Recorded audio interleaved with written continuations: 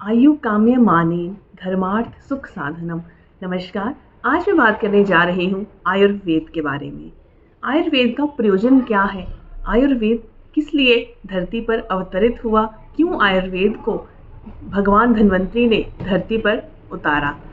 तो आयुर्वेद का प्रयोजन है आयु काम्यमानेन धर्मार्थ सुख साधनम।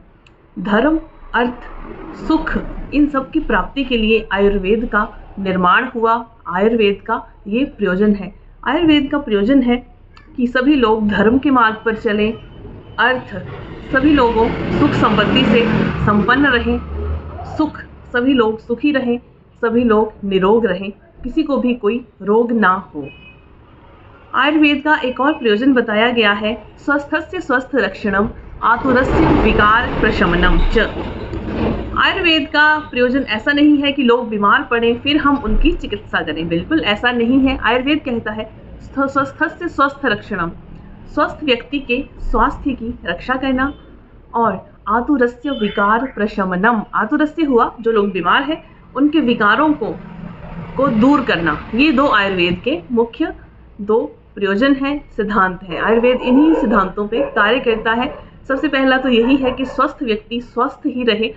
आयुर्वेद में दिनचर्या बताई गई है, ऋतुचर्या बताई गई है, कई रसायन का प्रयोग बताया गया है, कई ऐसी औषधियाँ बताई गई हैं। इन सब का अगर हम नियमित रूप से पालन करेंगे, हम इनको अपनी डेली रूटीन में ऐड करेंगे तो हम बीमार नहीं होंगे। और यहीं से आयुर्वेद का पहला प्रयोजन सिद्ध हो जाएगा, स्वस्थस्य स्वस्थ रक्षणम, स्वस्थ व्यक्ति के स्वास्थ्य की रक्षा करना। और अगर कोई बीमार होता है तो उसके लिए आयुर्वेद में भंडार भरा हुआ है, किस कंडीशन में आपको कौन सी दवा देनी है। औषधि एक है लेकिन उसका प्रयोग अलग अलग जगहों पर अलग अलग तरीके से आयुर्वेद में बहुत ही विस्तृत बताया गया है। मुख्यतः आयुर्वेद वात पित्त कफ इन तीनों पर निर्भर करता है। इन तीनों को मूलभूत सिद्धांत कहा गया है आयुर्वेद चिकित्सा की। आयुर्वेद पृथ्वी पर कैसे अवतरित हुआ, आयुर्वेद पृथ्वी तक कैसे पहुंचा, इसके बारे में मैं कुछ बताना चाहूँगी। सबसे पहले आयुर्वेद जो था वो ब्रह्मा जी के पास था। ब्रह्मा जी ने दक्ष प्रजापति को आयुर्वेद पढ़ाया था। दक्ष प्रजापति ने, अश्विनी कुमार थे, दो भाई थे अश्विनी कुमार, जो कि स्वर्ग के वैद्य थे।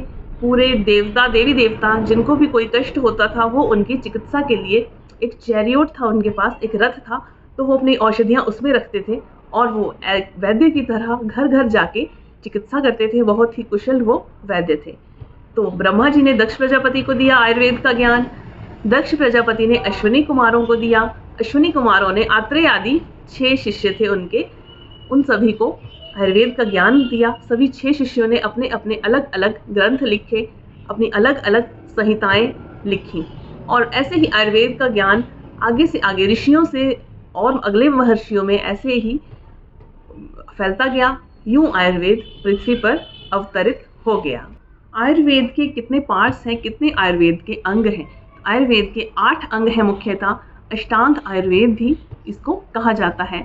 8 अंगों में मोस्टली सारी चिकित्साओं का समरी है, सारी चिकित्साओं का वर्णन है। तो 8 अंग जो हैं, काय, बाल, ग्रह, ऊर्ध्वांग, शल्य, दंष्ट्रा, जरा, वृषान, अष्टांगानि तस्याहु चिकित्सा येषु संश्रिता। तो ये श्लोक है आयुष्कामी अध्याय का।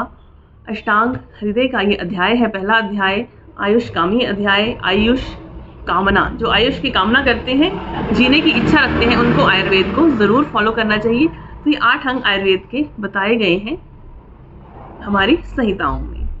आज के लिए इतना ही।